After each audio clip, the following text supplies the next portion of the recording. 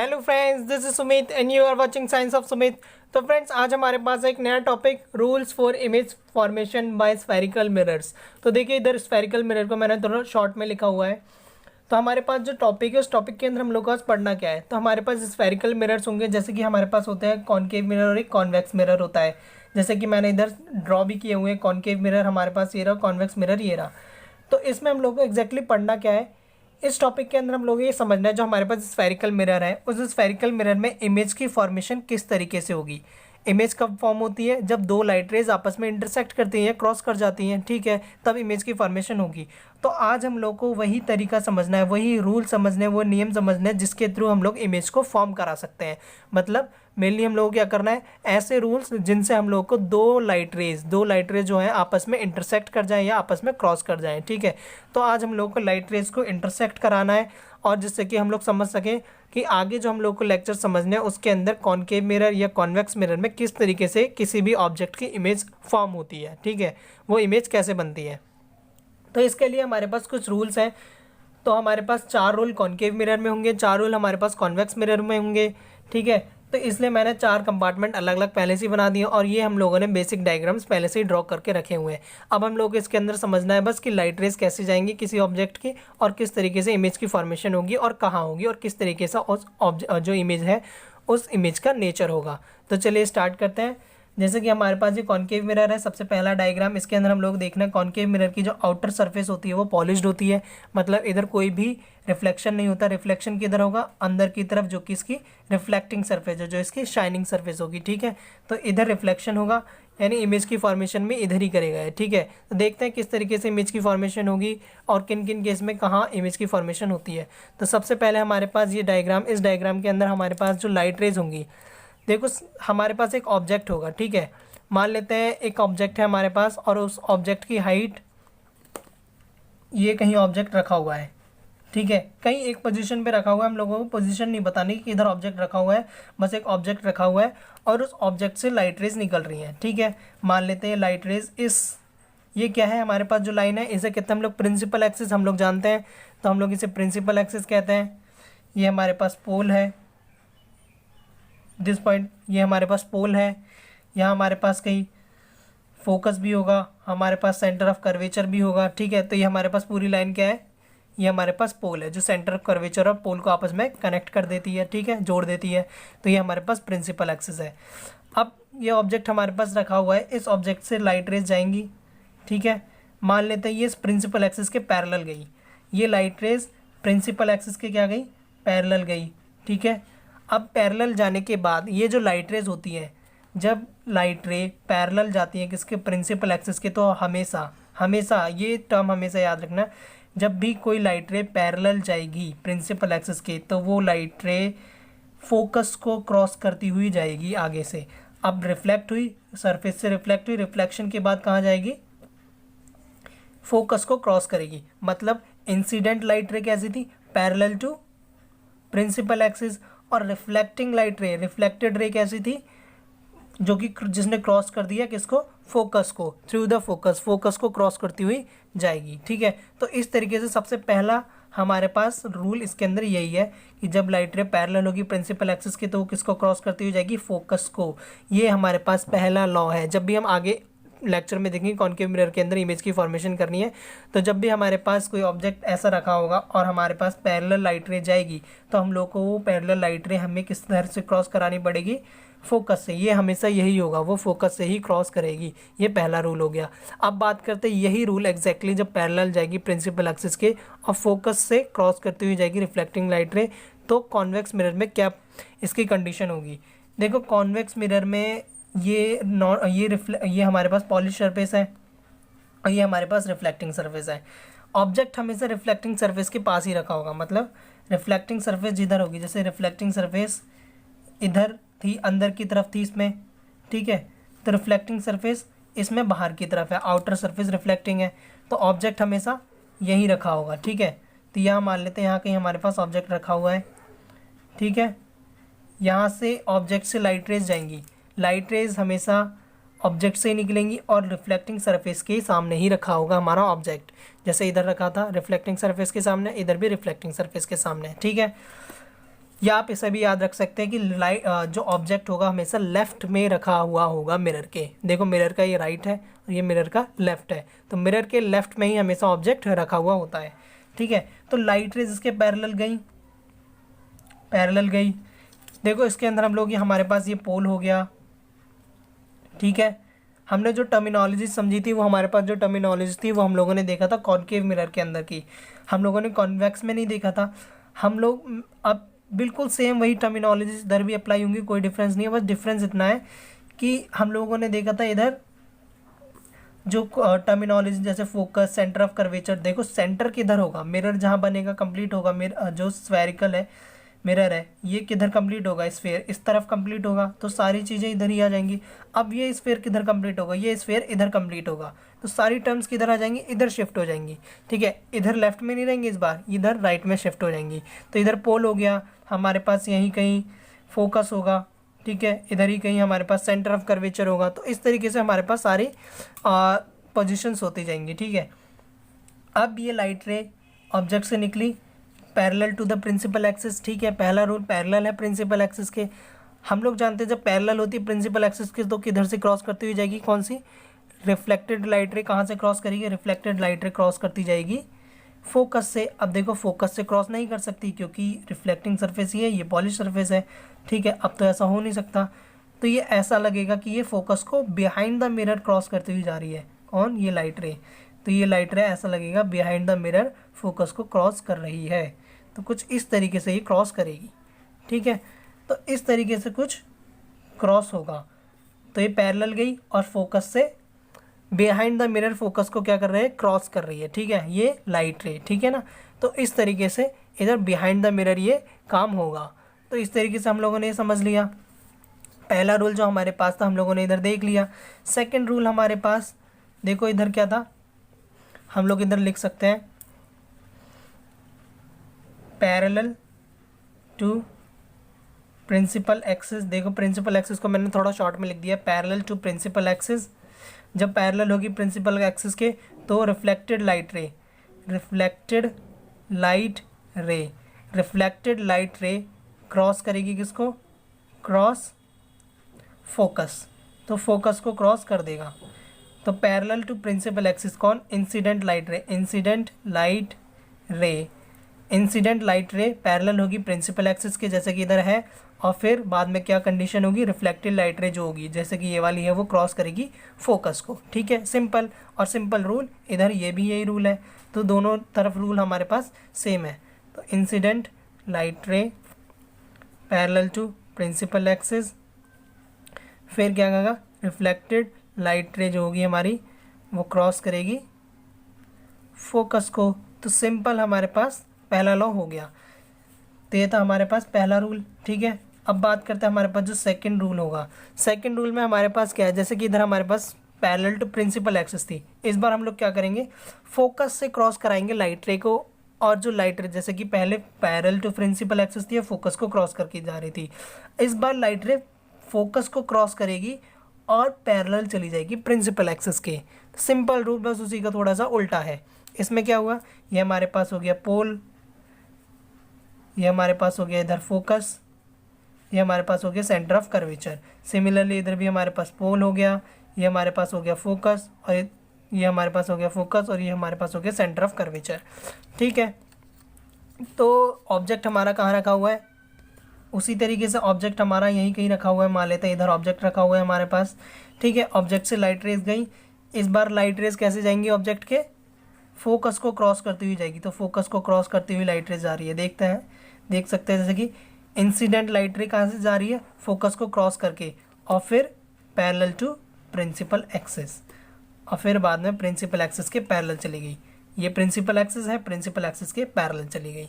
तो एग्जैक्टली वही काम हुआ है जैसे कि इधर हम लोगों ने देखा था, बस थोड़ा सा उल्टा हो गया इस बार। और इधर क्या होगा, इधर हमारे पास ऑब्जेक्ट यहाँ रखा हुआ है, ऑब्जेक्ट हमारे पास कहीं। ठीक है, अब इस ऑब्जेक्ट से लाइट रेज गई, अब लाइट रेज कैसे जाएंगी, ऐसा लगेगा जैसे कि प्रिंसिपल एक्सिस को क्रॉस करती हुई जाएगी। क्या, लाइट रेज ये है हमारे पास, मान लेते हैं फोकस ये रहा, अब इस फोकस से मान लेते हैं लाइट रे आ रही है, जैसे कि फोकस को क्रॉस करती हुई जा रही है लाइट रेज। ठीक है, फिर बाद में कैसे चली जाएगी, पैरेलल टू प्रिंसिपल एक्सिस। ठीक है, तो लाइट रेज फोकस को क्रॉस करती हुई जा रही थी कुछ इस तरीके से।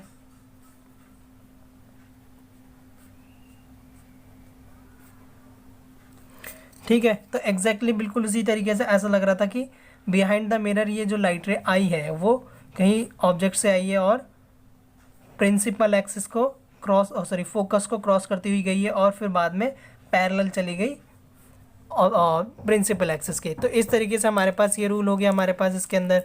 तो इसमें क्या हुआ एग्जैक्टली, जो इंसिडेंट लाइट रे थी वो कहाँ से गई, क्रॉस करती है किसको, फोकस को, और फिर बाद में क्या हुआ, reflected light ray parallel to principal axis. तो रिफ्लेक्टेड लाइट रे किसको, पैरेलल टू प्रिंसिपल एक्सिस। तो एग्जैक्टली इधर भी ILR जो इंसिडेंट लाइट रे हमारी क्रॉस करती है किसको, फोकस को।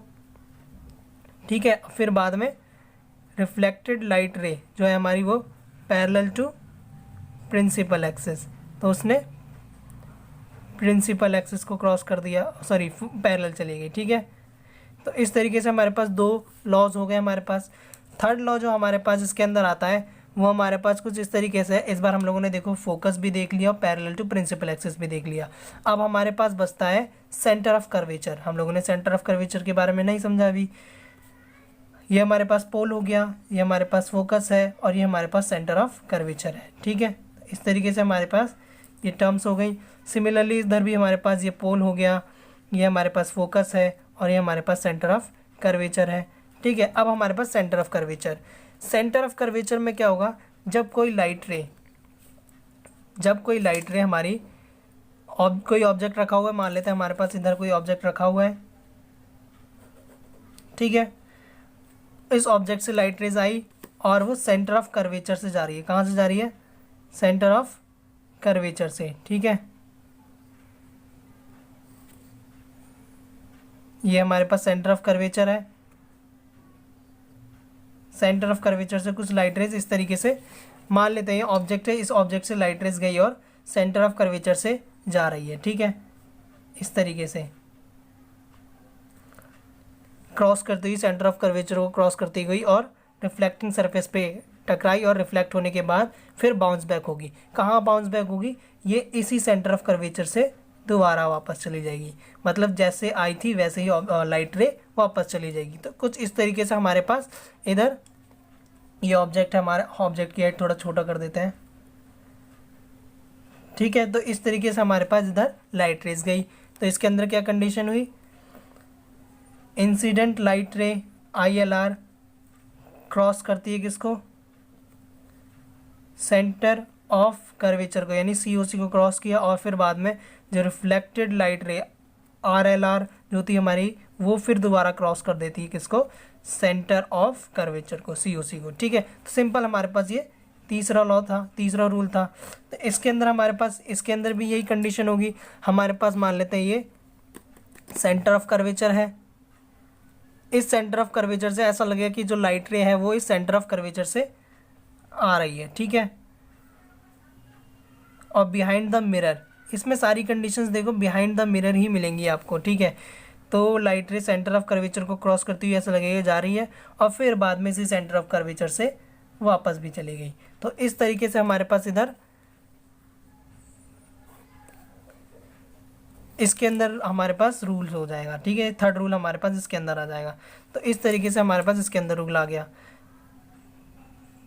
ठीक है, तो इसके अंदर भी हम लोगों ने वही कंडीशन देखी कि इंसिडेंट लाइट रे क्रॉस कर रहा है किसको, सेंटर ऑफ कर्वेचर को, COC, और रिफ्लेक्टेड लाइट रे क्रॉस कर रहा है फिर दोबारा किसको, COC, यानी सेंटर ऑफ कर्वेचर को। तो एग्जैक्टली वही रूल है और इधर भी वही रूल अप्लाई हो रहा है। बस हम लोगों ने क्या कंडीशन देख रही है, इधर बिहाइंड द मिरर हो रहे हैं सारे काम। अब बिहाइंड द मिरर को हम लोग डैश डैश यानी इस डॉटेड या डैश टाइप से दिखा रहे हैं लाइंस को। ठीक है ना, सॉलिड लाइन है इधर और हमारे पास इधर डैश लाइन्स हैं। ठीक है, अब बात करते हैं हमारे पास जो फोर्थ रूल और जो फाइनल रूल इसके अंदर है वो रूल यही है कि जब जो हमारे पास लाइट रे है वो पोल को, देखो हम लोगों ने सेंटर ऑफ कर्वेचर देख लिया, फोकस देख लिया, पैरेलल लाइन देख ली प्रिंसिपल एक्सिस के, अब हमारे पास बचता है सिर्फ ये पोल। तो हम लोग अब ये पोल के बारे में समझते हैं कि पोल के साथ क्या कंडीशन है, क्या कहानी होगी, किस तरीके से रूल है। ठीक है, अब इसको हम लोगों को समझना है। हमारे पास ये पोल है, focus centre of curvature, pole focus centre of curvature. ठीक है, सिंपली हमारे पास क्या होगा, कोई ऑब्जेक्ट है, इस ऑब्जेक्ट से लाइट रेज आएंगी। मान लेते हैं लाइट रेज आई, कोई ऑब्जेक्ट इधर रखा हुआ है, लाइट रेज आई। अब ये जो लाइट रेज आएगी वो ऑब्लिकली आएगी। ऑब्लिकली किसके, obliquely to the principal axis. देखो प्रिंसिपल एक्सिस ये है, इस प्रिंसिपल एक्सिस के ये ऐसा है ना कि ऑब्लिक जा रही है लाइन, इस तरीके से आएगी।